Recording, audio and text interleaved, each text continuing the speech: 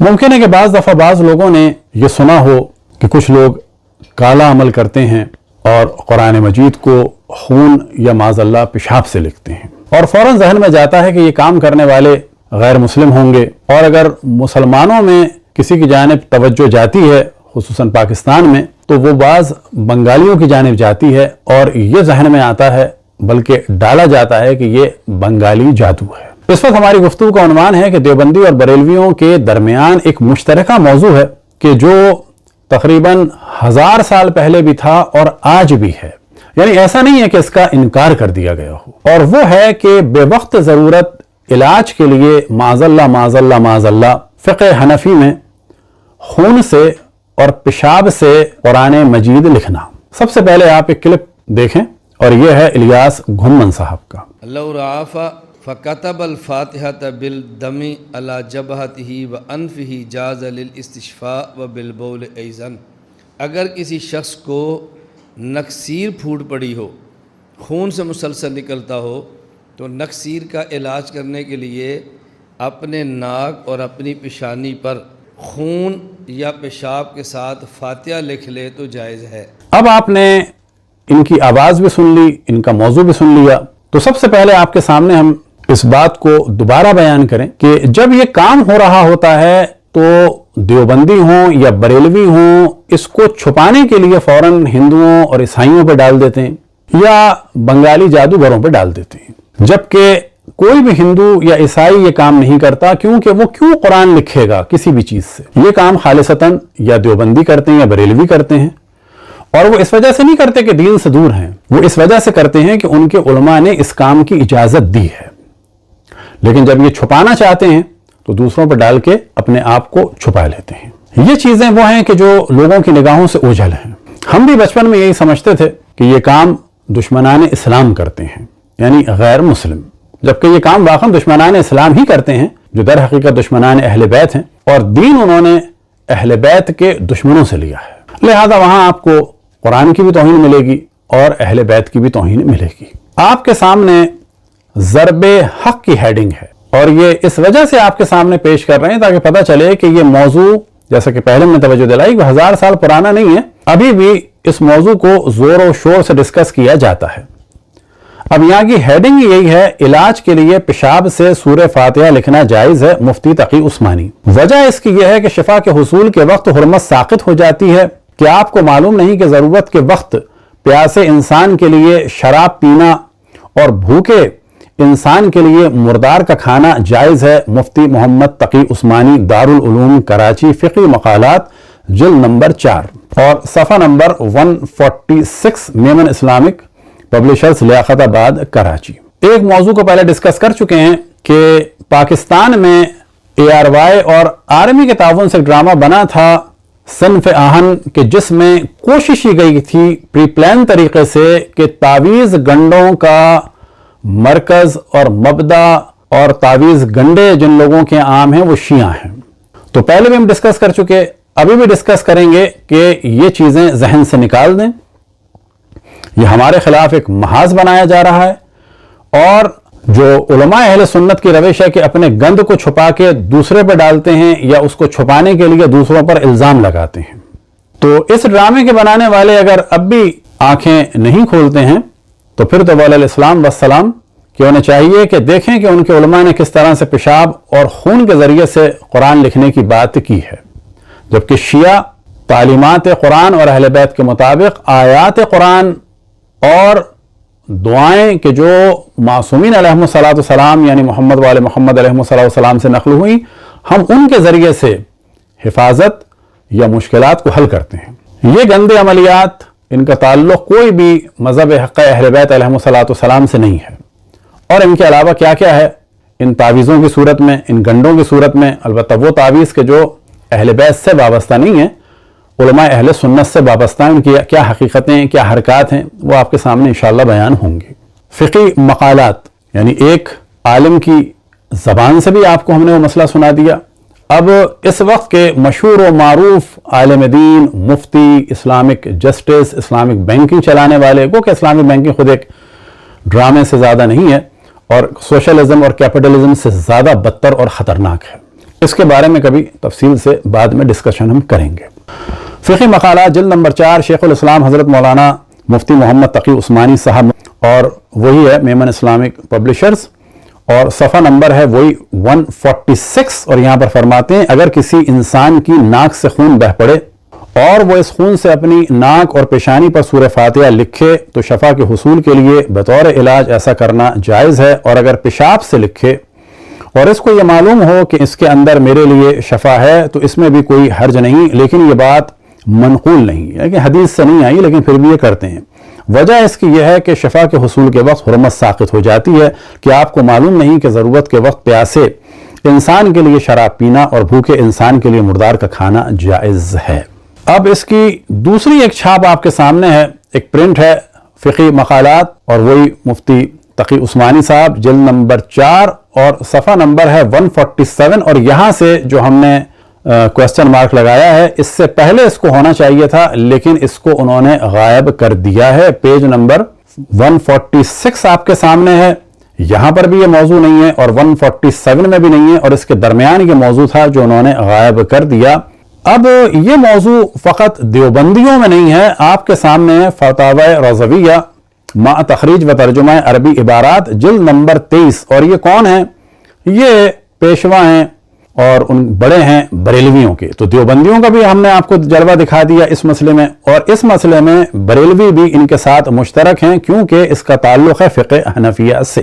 انہوں نے یہاں پر بڑی تفصیل سے اس موضوع کو ڈسکس کیا ہے، اور اس کا لکھا ہے کہ اما بعد، سوال اس میں یہی کیا گیا ہے، مسئلہ اس میں قرآن شریف کی آیات کا پیشاب سے لکھنا جائز ہے، تو یہ سوال کیا ہے۔ اس کے بعد انہوں نے جواب دینا شروع کیا اور کہا کہ ہاں یہ موضوع جو ہے شیخ ابو بکر اسقاف بلخی کا قول ہے جو 4 ہجری کے مشائخ میں سے تھے، اور اس کے بعد وہ اس کو لکھتے ہیں جس شخص کی نقصیر آئے، خون بند نہ ہو، پھر اس نے اپنے خون سے قرآن مجید کا کوئی حصہ اپنی پیشانی پر لکھنے کا ارادہ کیا ہو تو شرعاً کیا حکم ہے؟ ابو بکر اسقاف رحمت اللہ علیہ تعالیٰ نے فرمایا کہ جائز ہے۔ پھر ان سے پوچھا گیا کہ اگر پیشاب سے لکھیں تو پھر اس کا کیا حکم ہے؟ فرمایا اگر اس میں شفا معلوم ہو تو کوئی حرج نہیں۔ پھر کہا گیا کہ اگر مردار کی کھال پر لکھے تو فرمایا اگر اس میں بھی شفا معلوم ہو جائے تو جائز ہے، یعنی کہیں سے بھی شفا مل رہی ہو، اس عامل کو اندازہ ہو جائے کہ اس میں شفا ہے تو پھر چاہے پیشاب سے آپ کریں، چاہے خون سے، اور چاہے مردار۔ اب ظاہر ہے کہ جب مردار کا کہہ دیا یعنی مرا ہوا بکرا ہو یا گائے کا مردار ہو، اس کی کھال پہ بھی لکھ سکتے ہیں، تو اب کیونکہ ضرورت کے تحت یہ قانون بنا دیا تو ممکن ہے کہ اس میں پھر یہ اضافہ کر دیں کہ کتے اور سور کی کھال پہ بھی لکھا جا سکتا ہے اور اس کے بھی خون سے لکھا جا سکتا ہے، اگر یقین ہو جائے کہ اس سے ان کو فائدہ ہوگا بقول بریلویوں کے اور دیوبندیوں کے۔ اور پھر اس کے بعد ہم نے ہیڈنگ واضح کر دی ہے کہ اگر خون یا بول سے لکھیں تو اجازت ہے یا نہیں۔ فقیہ موصوف نے فرمایا کہ اگر اس سے شفا ہو جانا معلوم ہو تو مذائقہ نہیں۔ پھر بیچ میں گفتگو کرتے ہیں کہ فتاوی ہندیہ میں ہے کہ جب فرعون ابو جہل وغیرہ کے نام کسی غرض کے لیے لکھے جائیں تو مکروہ ہے کہ انہیں کہیں پھینک دیا جائے، اس لیے کہ ان حروف کی عزت و توقیر ہے جیسا کہ سراجیہ میں مذکور ہے۔ اب فرعون ابو جہل کے نام کا بھی احترام ہے۔ اب یہی والا مسئلہ بڑی تیزی سے ہم ڈسکس کرتے ہیں کہ قرآن پیشاب اور خون سے جس طرح سے اہل سنت میں بیان ہوا، اور یہ کتاب ہے جن لکھنے والے جو ہیں ابی لیث نصر بن محمد بن احمد الحنفی السمرقندی، الامام الفقی العلامہ، 373 میں ان کا انتقال ہوا ہے، اور اس کے بعد لکھ رہے ہیں کہ اسی ابو بکر اسقاف نے کہا کہ اگر اذا سال الدم، کہ اگر ناک سے خون بہے تو پھر وہ سورہ فاتحہ کے ذریعے خون سے، اس کو ہم نے بالدم کو ہائی لائٹ کر دیا ہے، پھر تیسری لائن میں بالدم ہے، اس کو چوتھی لائن میں بالبول یعنی پیشاب سے۔ وہ پورا موضوع احمد رضا بریلوی جنہوں نے بیان کیا ہے وہ پورا یہاں پر موجود ہے۔ الفتاوی سراجیہ، یہ کتاب ہے 569 کی۔ تو جیسا کہ ہم نے عرض کیا کہ یہ مسئلہ ان کے یہاں 1000 سال سے زیادہ سے چل رہا ہے، اور اس کے بھی پیج نمبر 331 میں یہی والا موضوع ہے، باب التداوی والعلاج، یعنی علاج اور معالجے کا باب، اور یہاں پر یہی والا موضوع ہے، اذا سال الدم من انف انسان یکتب بفاتحة الکتاب بالدم علی جبہتہ وانفہ ونحو ذالک للاستشفاء والمعالجہ۔ اب یہاں پر انہوں نے اسی موضوع کو اس کتاب میں بھی لکھا ہے، یعنی یہ کہنا کہ یہ کسی ایک کتاب میں کسی ایک نے لکھ دیا ایسا نہیں ہے، پہلے بھی ہم بتا چکے کہ یہ 1000 سال سے مسئلہ چل رہا ہے، تقی عثمانی ہوں یا الیاس گھمن ہوں یا دوسرے لوگ ہوں، یہ اسی مسئلے پر باقی ہیں۔ اب یہ کتاب کہ جو آپ کے سامنے ہے المحیط البرہانی فی فقہ النعمانی، فقہ الامام ابی حنیفہ رضی اللہ عنہ، اور یہ 616 کی یعنی تقریباً 800 سال پہلے کی کتاب، جلد نمبر ہے 5 اور یہاں پر بھی یہی والا موضوع ہے اور صفحہ نمبر ہے 315، اور پھر 374 میں دوبارہ اس موضوع کو لکھا گیا ہے، یعنی ایک دفعہ نہیں ہے، فضل قرآن کے موضوع میں بھی یہ کر چکے ہیں اور اس طرح سے دوسرے موضوع میں بھی کر چکے ہیں۔ اب آپ کے سامنے کتاب ہے رد المختار، جلد نمبر ہے 1 اور صفحہ نمبر ہے 365، اور یہاں پر بھی یہی والا موضوع ہے، اور اس کے بعد فرماتے ہیں لاتفاقہم علی الجواز، یعنی علماء کا اس پر اتفاق ہے۔ اچھا، کیوں اتفاق ہے؟ کیونکہ اس میں شفا ہے تو اس کام کو انجام دے دیا جائے۔ یہیں سے ان افراد کو لائن ملتی ہے کہ جس طریقے سے بھی شفا حاصل ہو جائے، پھر یہ اہل سنت کے جو تعویذ گنڈے والے اور اس قسم کے افراد ہیں کہ جن کو عام طور پہ کہا جاتا ہے کہ سفلی کر رہے ہیں، جادو کر رہے ہیں، نہیں، یہ اپنی فقہ حنفی پر اور اپنے بڑے علماء اور خلفاء کی سیرت پر عمل کر رہے ہیں، جیسا کہ ہمارا پہلا لیکچر ہے کہ جناب عائشہ بھی منتر پڑھواتی تھیں ایک یہودی خاتون سے۔ اب تکملہ بحر الرائق ہے، شرح کنز الدقائق، اور جلد نمبر ہے 8 اور یہاں پر بھی یہی والا موضوع ہے، حاشیہ طحاوی علی در المختار، جلد نمبر 1 ہے، اور یہاں پر بھی یہی والا موضوع ہے، کذا اختار صاحب الہدایہ فی التنجیز فقال اذا سال الدم من انف الانسان یکتب فاتحۃ الکتاب بالدم علی جبہتہ وانفہ یجوز ذلک للاستشفاء والمعالجہ، کہ یہ جائز ہے شفا کے لیے اور علاج کے لیے۔ اب فتاوی قاضی خان کہ جو 1926 میں چھپی ہے انڈیا میں، یہاں پر بھی یہی ہے، فتاوی الہندیہ کہ جو فتاوی عالمگیر کی جو اورنگزیب کے درباری ملاؤں کو بٹھا کر یہ کتاب ترتیب دی گئی ہے، تو اس کا جو عربی ترجمہ ہے جلد نمبر 4 ہے اور صفحہ نمبر 404، اور یہاں پر وہی والا موضوع ہے کہ اگر کسی کی نکسیر پھوٹ جائے اور ناک سے خون بہے تو جائز ہے کہ پیشاب سے یا خون سے لکھا جائے معاذ اللہ معاذ اللہ۔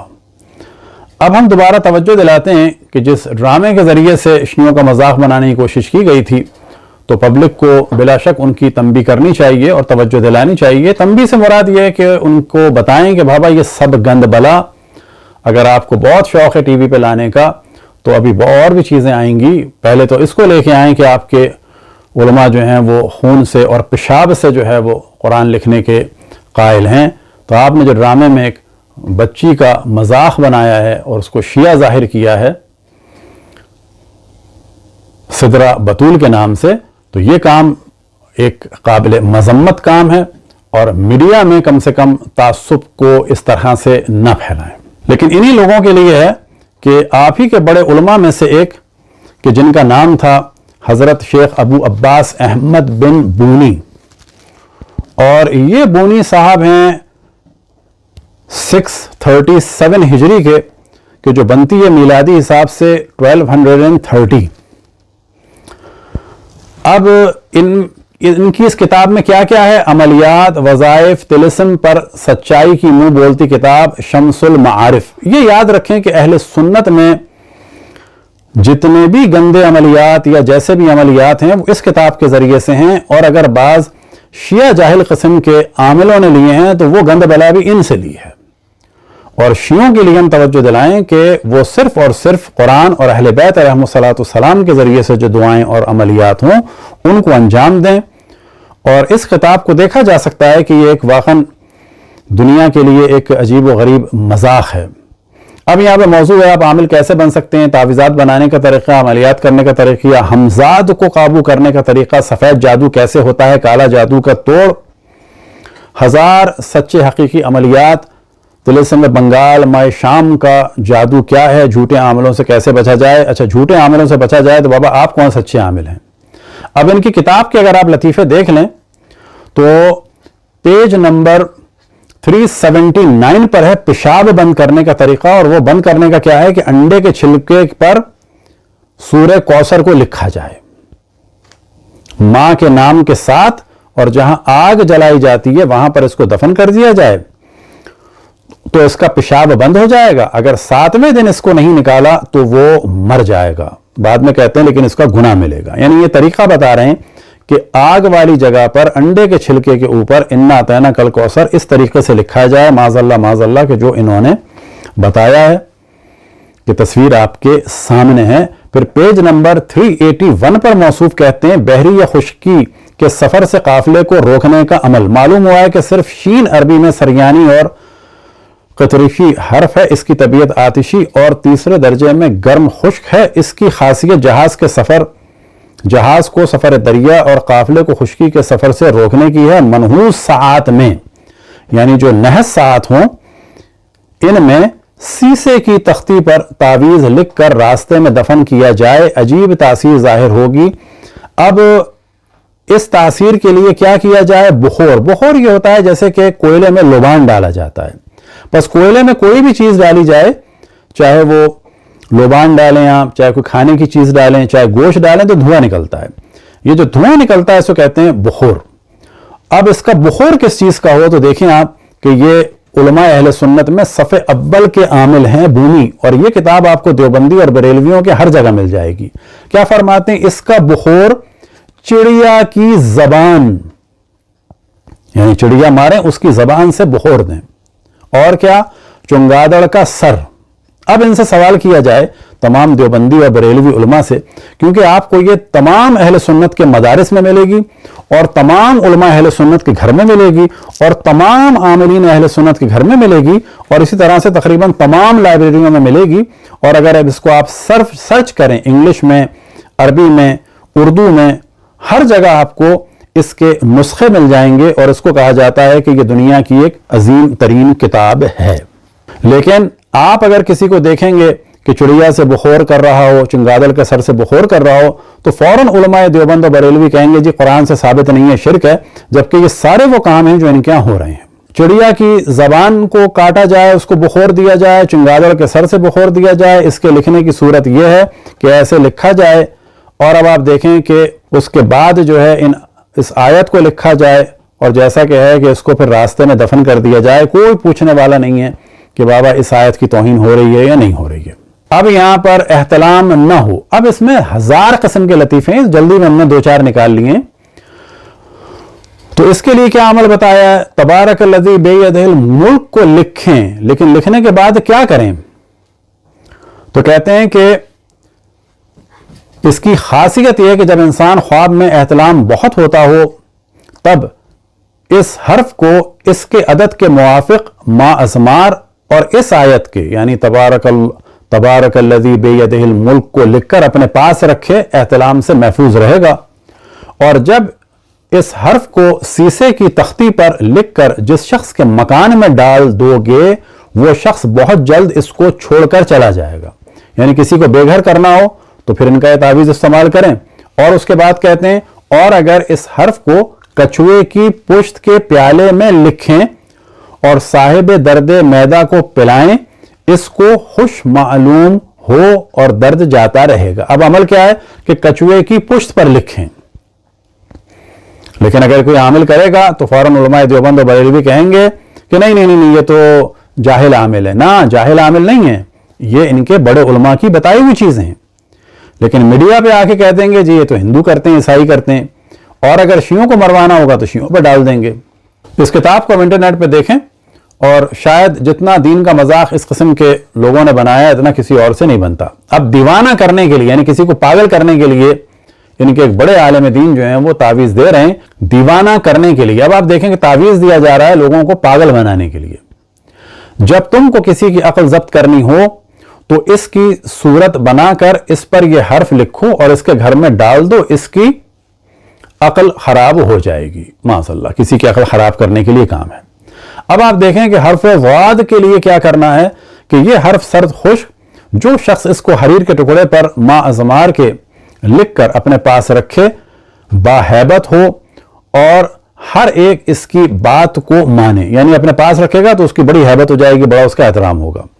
اس حرف کو اب یہاں پہ دیکھیں، اس حرف کو خار پشت کی چربی سے لکھ کر جس شخص کے گھر کی دہلیز میں دفن کر دیا جائے، مچھر، پسو یعنی کھٹمل، جوئیں اور مینڈک اس گھر میں بہت اکٹھا ہوں، یعنی کسی کو پریشان کرنا ہو تو ان عامل اہل سنت کی اس روش پر عمل کریں۔ لیکن کیا کریں؟ انہوں نے طریقہ کیا بتایا ہے وہ بڑا انٹرسٹنگ ہے۔ خار پشت کی چربی، خار پشت کیا ہے؟ یعنی ایک وہ جانور کہ جس کی تصویر آپ کے سامنے ہے کہ جس کی پیٹھ پر کانٹے ہوتے ہیں، اس کو پہلے آپ ماریں، اس کی چربی سے لکھ کر کسی کے گھر میں یہ لکھ کے ڈال دیں تو اس کے گھر میں مچھر، کھٹمل، جوئیں اور مینڈک ہو جائیں گے۔ جب تو کسی مکان میں آگ لگانی چاہے تو اس حرف کے موکل کو حکم دو، وہ آگ لگا دے گا۔ اب اس حرف کے موکل کو حکم دیں تو گھر میں آگ لگوا دیں۔ جب اس دعوت کو مجنون پر پڑے گا تو اس کا جن جل جائے گا، اچھا جن بھی جل جائے گا۔ زا کے لیے کیا ہے؟ پھر وہی والا ہے، یہ حرف مثل حرف تا کے تصرف کرتا ہے۔ اس کو کنیز کی لکڑی پر قنفذ یعنی وہی خارپش، وہ جانور کے جس کے کانٹے ہوتے ہیں، چربی سے لکھ کر جس مکان میں دفن کرے گا تمام موذی جانور وہاں اکٹھے ہو جائیں گے۔ دیکھیں وہاں پر بھی یہی بتایا کہ جانور جمع ہو جائیں گے، یہاں پر بھی بتایا کہ یہ آپ جب کریں گے تو آپ اپنے کسی رشتہ دار کے گھر میں ڈالیں گے تو یہ سارے کام ہوں گے۔ یہ تعلیمات دی جا رہی ہیں اسلام کے نام پر اور عملیات کے نام پر۔ 5واں درجہ اب کیا ہے آپ کے سامنے؟ پیج نمبر 604 پر ہے حرف را۔ اب وہاں پر کیا ہے کہ خواص درد سر کو مسلط کرتا ہے۔ خچر کی کھال، یعنی اب آپ خچر کو ماریں اور اس کی کھال، یہ جو آپ دیکھتے ہیں بعض دفعہ پاکستان میں مختلف جانور مارے جا رہے ہیں، تو یہ نہ سمجھیں کہ یہ کام کہیں باہر سے ہو رہا ہے، یہ انہی عملیات کے لیے ہوتا ہے، اور جب یہ پکڑے جاتے ہیں تو کہہ دیا جاتا ہے کہ ہندو، عیسائی یا کافر کر رہے ہیں۔ نہ، یہ سب کے سب جو ہے وہ علماء دیوبند و بریلوی اور خصوصاً شمس المعارف جیسی کتابوں میں ان کے طریقے لکھے ہیں، اور لوگ اس کتاب کو دیکھیں، خصوصاً اہل سنت دیکھیں اور دیکھیں کس طرح سے دین کا مذاق بن رہا ہے، کتنے یہ لوگ قرآن سے اور اہل بیت سے دور ہیں۔ لیکن اگر شیعہ دعائیں پڑھتے ہیں اور اہل بیت کا ذکر کرتے ہیں تو وہاں ان کو بدعت نظر آتی ہے، لیکن قنفذ یعنی خارپشت کی چربی نکال کے تعویذ لکھنے میں ان کو بدعت نظر نہیں آتی، خچر کی کھال پر تعویذ لکھنے میں ان کو بدعت نظر نہیں آتی۔ تو اب اگر یہ کرنا ہو تو کیا ہوگا؟ معمول کے سر میں درد شروع ہوگا، یعنی جس پر آپ یہ عمل کر رہے ہیں اس کے سر میں درد کر دیں گے آپ، لیکن کس شرط کے ساتھ؟ تجھ کو پڑھنے کے وقت قبلہ رو بیٹھنا چاہیے، یعنی خانہ کعبہ کی جانب توجہ کر کے آپ کسی انسان کے سر میں درد کرنے کے لیے ان حرفوں کو لکھیں، وہ بھی کس کی؟ خچر کی کھال پر۔ واہ! جگہ ویران ہوگی، جس جگہ کا ویران کرنا منظور ہو وہاں دفن کر دیں، یعنی اب یہ طریقہ بتا رہے ہیں پیج نمبر 600 پہ کہ جگہ ویران کیسے کی جاتی ہے۔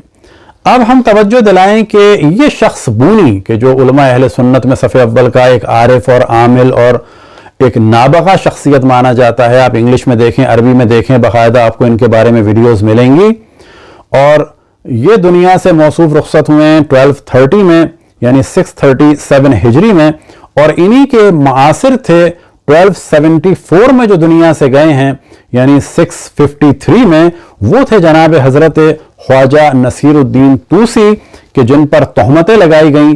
زمین تا آسمان ان دونوں میں فرق ہے۔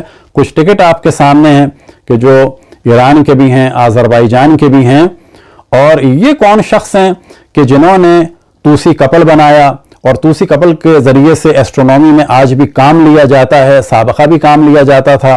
دنیا کی ماڈرن ترین جو رصدگاہ تھی، آبزرویٹری، ٹیلیسکوپ سے پہلے کے مرحلے کی دنیا کی پہلی سب سے بڑی جو رصدگاہ تھی، ایران میں آذربائیجان کے علاقے میں مراغہ میں جناب خواجہ نصیر الدین طوسی نے بنائی تھی۔ یہ اس کی کچھ فوٹوز ہیں کہ جو ایک پہاڑ پر انہوں نے بنائی تھی، اور یہی خواجہ نصیر الدین طوسی صاحب ہیں کہ جن کے نام پر چاند کے گڑھوں میں سے گڑھا بھی ہے کہ جس کی جانب ایرو میں دکھایا جا رہا ہے۔ اب یہ بھی بتاتے چلیں کہ یہ جو سارے موضوعات ہیں کہ کہا جاتا ہے خصوصاً کہ عدد کے موکل وغیرہ، یہ ساری چیزیں بھی بظاہر یونانیوں کے ذریعے سے اسکندریہ میں پہنچی، سکندر اعظم کے ذریعے سے یعنی مصر میں، اور وہاں سے یہ چیزیں ترجمہ ہو کے یہودیوں میں بھی پہنچی، اور پھر خصوصاً علماء اہل سنت اور خصوصاً جیسے کہ بونی وغیرہ نے، اور انہی لوگوں سے بعد میں سب اہل سنت نے لی، اور بعض دفعہ ہمارے بعض مومنین نے بھی لے لی۔ اب گو کہ نمرولوجی وغیرہ سے اگر کھیلا جائے اور کچھ حساب کتاب کر لیے جائیں تفریقاً، لیکن ان پر اتنا یقین نہ کیا جائے تو کوئی حرج نہیں ہے۔ لیکن یہ ہم بتاتے چلیں کہ یونان کے ایک مشہور میتھمیٹیشین تھے کہ جن کو قتل کر دیا گیا 450 BC میں، ان کا نام تھا ہیپاسوس۔ یہ جو ہے فیثاغورس اسکول آف تھاٹ کے تھے، اور انہوں نے پہلی دفعہ بتایا کہ 2√ یا اسکوائر روٹ جو ہے یہ irrational نمبر ہے، اس جرم میں کہ انہوں نے نمبروں کے خداؤں کی توہین کی ہے۔ تو اصل میں یہ جو موکل یا عدد کے ملائکہ کا نظریہ ہے، یہ یونان سے مصر آیا، مصر سے اہل سنت کے درمیان آیا، اور پھر تدریجاً پھیلا۔ اب یہ عددوں کے خدا کو تو کچھ نہیں کہہ سکتے تھے، تو انہوں نے وہاں پر موکل بنا دیا۔ اسی طریقے سے ہم بتائیں کہ اس دور میں ان تعویذ گنڈوں کی اور الٹی سیدھی باتیں کی گئیں، تو ایک عالم کا ہم ذکر کریں، جناب علامہ سید علامہ تفضل حسین، جناب علامہ تفضل حسین کشمیری صاحب۔ جناب علامہ تفضل حسین کشمیری صاحب کے جو 1801 میں دنیا سے رخصت ہوئے، اور جنہوں نے فلسفی آف میتھمیٹکس جو تھی نیوٹن کی، اس کا عربی میں ترجمہ کیا۔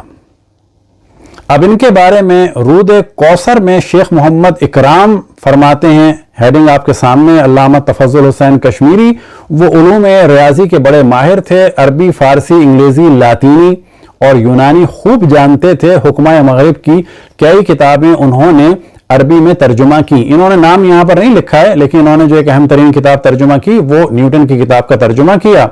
جبر اور مقابلہ مغرب، علم حیات، ہندسہ اور طبیعیات کی کئی مستقل کتابیں خود لکھیں، یعنی میتھمیٹکس پر، الجبرا پر اور فزکس پر انہوں نے کئی کتابیں خود لکھیں۔ اب آپ دیکھیں کہ ایک جانب خواجہ نصیر الدین طوسی ہیں اور مقابلے میں دنیا اہل سنت میں کون ہے؟ بونی ہیں۔ دوسری جانب انڈیا میں 1801 میں تفضل حسین کشمیری صاحب ہیں، تو دوسری جانب جو ہے وہ عبدالعزیز دہلوی نظر آتے ہیں کہ جو اس بڑے عالم کو کافر کہہ رہے ہیں۔ ملفوظات عبدالعزیز یہ اس کی فہرست ہے، اور صفحہ نمبر 117 میں کہتے ہیں کہ جو ان کے ملفوظات ہیں، یعنی جو انہوں نے کہا وہ لکھا گیا کہ سٹین صاحب کے قابل دوست بود، یعنی وہ میرے ایک اچھے دوست تھے، قابل دوست تھے۔ بندے رحم طلبید، یعنی وہ ایک زمانے میں دہلی آئے تو ان کو بلایا۔ وہ می خواص کے بے آید غرضی کے معرفت تفضل حسین، یعنی وہ ملوانا چاہتے تھے اس مولوی عبدالعزیز کو تفضل حسین خان سے۔ تفضل حسین کون ہے؟ ہم نے بتایا کہ اس زمانے میں نیوٹن کی کتابوں کے ترجمے کیے، فزکس کی اور مختلف کتابیں میتھمیٹکس کی لکھی۔ اب یہ ان کو کہہ رہے ہیں، کیونکہ وہ شیعہ تھے تو کیا کہہ رہے ہیں؟ تفضل حسین کے ملحد کامل بود، یعنی اس عالم دین کو شیعہ ہونے کے جرم میں ملحد کامل کہہ رہے ہیں۔ اور بعد میں بغض کی وجہ کیا بتا رہے ہیں؟ چون منزل می کرد رافضی می شد، یعنی جہاں بھی وہ رکتے تھے تو لوگوں کو رافضی بنا دیتے تھے، کیونکہ اتنے قابل تھے کہ حتیٰ بعض انگریز ان کی تعریف کرتے تھے۔ اور اس پر ہم انشاءاللہ تفصیل سے ایک لیکچر دیں گے۔ مرزا تفضل حسین، مولوی عبدالعزیز تفضل حسین صاحب کو کافر کہہ رہے ہیں، لیکن اپنے ابا کے نظریات نظر نہیں آ رہے ہیں، یعنی شاہ ولی اللہ محدث دہلوی کے نظریات نظر نہیں آ رہے ہیں۔ تو یہ آپ کے سامنے کتاب ہے قول الجلی فی ذکر آثار الولی، یعنی شاہ ولی اللہ محدث دہلوی کے بارے میں، اور یہ کتاب لکھی ہے حضرت مولانا محمد عاشق بھلتی نے. اب اس کتاب میں اگر آپ دیکھیں کہ انتساب کس سے؟ حضرت اقدس مرشدنا نائب الرسول. اب ان کو لقب دے دیا نائب الرسول. اب بالآخر پوچھا جائے بابا نائب الرسول مولا امیر المومنین ہے ہمارے نزدیک، تمہارے نزدیک نائب الرسول بالآخر یہ 3 حضرات ہیں اور ہیں، تو یہ کیا سے نائب الرسول ہو گئے؟ یہ نائب الرسول کہنا جائز ہے یا نہیں ہے؟ اور اس کے بعد کیا؟ قائم الزمان. یعنی جب شیعوں میں دیکھا امام الزمان، ان کا لقب قائم یعنی حضرت امام مہدی علیہ السلام کا، تو ان کو لقب دے دیا قائم الزمان، شاہ ولی اللہ محدث دہلوی. اب یہاں پر فقط ایک ہی جلوہ دکھا دیتے ہیں، چلہ کشی کے میں یہ کہتے ہیں کہ جب خواب میں حضرت اقدس کا دیکھنا عین حضرت صلی اللہ علیہ وسلم کا دیکھنا ہے. یعنی اب کوئی پوچھنے والا نہیں ہے دیوبندی بریلویوں سے کہ رسول اللہ صلی اللہ علیہ وسلم کو اگر کسی نے نہیں دیکھا بلکہ ان کو دیکھ لیا، تو ان کو دیکھنا ایسا ہے، ان کا جملے ایسے ہیں، ان کی باتیں ایسی ہیں جیسے کہ رسول اللہ صلی اللہ علیہ وسلم کو دیکھ لیا. اب یہاں پر یہ موصوف یعنی محدث دہلوی، شاہ ولی اللہ محدث دہلوی، یہ اپنے فضائل بیان کر رہے ہیں گیا، اور پھر اس بارے میں موصوف بڑے آرام سے فرماتے ہیں، اور ہیڈنگ آپ کے سامنے ہے، معجزہ نبی ہم میں ہے. یعنی رسول اللہ صلی اللہ علیہ وسلم کا جو معجزہ ہے وہ شاہ ولی اللہ محدث دہلوی کہتے ہیں کہ وہ مجھ میں ہے. آخر حضرت صلی اللہ علیہ وسلم کا معجزے سے ہی برکت ظاہر ہوگی. اچھا، یہ معجزہ پہ انہوں نے کر کے دکھایا. نبی صلی اللہ علیہ وسلم کا معجزہ، نبی صلی اللہ علیہ وسلم کا وہ معجزہ ہم میں ہے. یہ فرما رہے ہیں مجھ میں ہے، یہ خواب میں نہیں فرما رہے، یہ بیداری میں اپنا خواب بتا رہے ہیں اور اپنے آپ کے بارے میں کہہ رہے ہیں کہ ان کا معجزہ مجھ میں ہے. پھر اس کے بعد تکرار ہوتی ہے، حضرت اقدس نے پھر وہی بات فرمائی.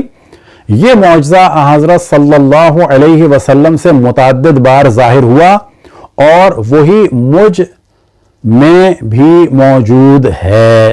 یعنی یہ دعویٰ کر رہے ہیں کہ معجزات رسول اللہ صلی اللہ علیہ وسلم میں سے ایک معجزہ ان موصوف میں ہے. اب کوئی نہیں کہہ رہا کہ یہ شرک ہے یا نہیں ہے. اگر ہم کہیں کہ رسول اللہ صلی اللہ علیہ وسلم کی آل میں معجزات ہیں تو وہ کفر ہو جاتا ہے، ان کے بارے میں کہہ دیں تو نہیں ہوتا ہے. اب جس زمانے میں علامہ تفضل حسین صاحب نیوٹن کی کتابوں کا ترجمہ کر رہے تھے، فزکس اور میتھمیٹکس اور الجبرا لکھ رہے تھے، اس زمانے میں یہ انگوٹھیاں بنا رہے تھے موصوف، اور یہ کہتے ہیں کہ میں نے 2 انگوٹھیاں بنائیں اور خواتین کو دیں تو وہ انگوٹھیاں ناراض ہو گئیں اور خواتین سے کو بیماری لگ گئی. پھر اس کے بعد جو ہے وہ پتا چلا کہ جی میں نے ان کو انگوٹھیوں کو سمجھایا. ان انگوٹھیوں میں سے ایک نے جو شرف قمر سے متعلق تھی مصالحت کر لی، یعنی اس نے معاملہ کا رفع دفع کر لیا. جو شرف زہرہ سے متعلق تھی اس کو بے مقابلہ اول شکایت زائد تھی، وہ مصالحت کے لیے تیار نہ ہوئی، چنانچہ کچھ عرصے بعد وہ گھر سے گم ہو گئی. یہ وہ ساری خرافات ہیں کہ جن کو یہ بیان کر رہے تھے، تو کوئی بات نہیں ہے. اب وہ لوگ کہ جو اس وقت مختلف طریقوں سے، جیسا کہ ہمیں توجہ دلائی کہ ٹی وی پر بھی اس ڈرامے کے ذریعے سے شیعوں کو بدنام کرنے کی کوشش کی گئی، وہ اپنی کتابوں میں دیکھیں کہ کتنے گندے عملیات ہیں. اور ہم تمام شیعہ سنی سے کہیں گے کہ آپ اس کتاب کو، شمس المعارف نامی کتاب کو جو ہے ڈاؤن لوڈ کریں، اس کی فہرست پڑھیں. البتہ ان گندے عملیات میں جانا قطعاً جائز نہیں ہے. ہاں، اگر کسی آیت کا پڑھنے کا ذکر ہے اور وہ بھی رسول اللہ صلی اللہ علیہ وسلم یا اہل بیت علیہم السلام نے اس کی تعداد بتائی ہے تو بلا شک پڑھیں. لیکن یہ جو گندے عملیات ہیں، چنگادل کا سر اور خارپشت یعنی ساہی کی چربی سے تعویذ لکھنا اور خچر کی چربی اور خچر کی کھال کا استعمال کرنا، یہ وہ سارے خرافات ہیں کہ جو کثرت سے آپ کو عاملین یعنی اہل سنت کے عمل کرنے والوں میں ملیں گے.